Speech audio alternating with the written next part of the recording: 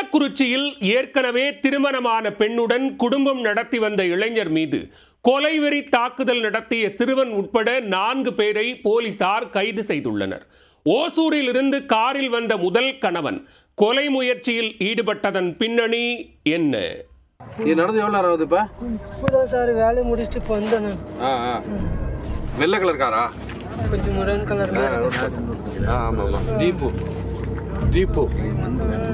தீப்பு தான். அவன் தான், அவங்க ஹஸ்பண்ட் தான்.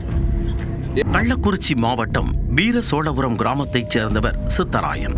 இவர் கடந்த சில ஆண்டுகளாக ஒசூரில் உள்ள ஒரு டீ கடையில் டீ மாஸ்டராக பணிபுரிந்து வந்துள்ளார். அப்போது அதே பகுதியைச் சேர்ந்த செல்வி என்ற பெண்ணுடன் பழக்கம் ஏற்பட்டுள்ளது. அவர் ஏற்கனவே திருமணமானவர் என்ற போதும் இருவரும் நெருங்கி பழகியுள்ளனர்.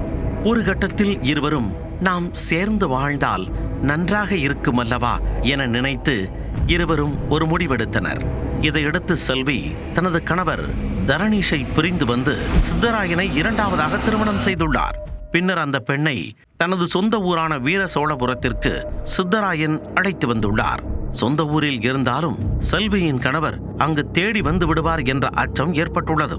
இதனால் வீரசோழபுரத்திற்கு அருகே உள்ள வி பாளையம் கிராமத்தில் தங்கி இருவரும் குடும்பம் நடத்தி வந்தனர். அருகில் மாடூர் சுங்கச்சாவடியில் உள்ள டீ கடையில் டீ மாஸ்டராக தனது வேலையை சித்தராயன் தொடர்ந்துள்ளார்.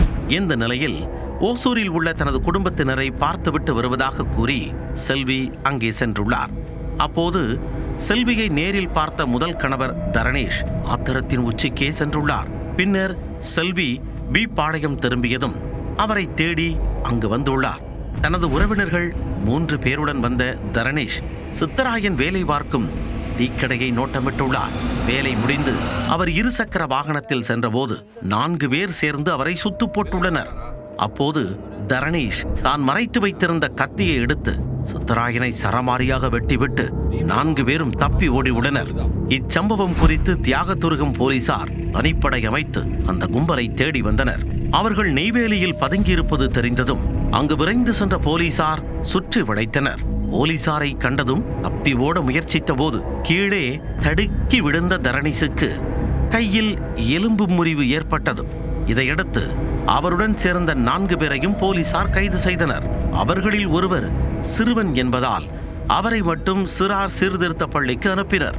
எஞ்சிய 3 பேரையும் சிறைக்குள் அடைத்தனர்.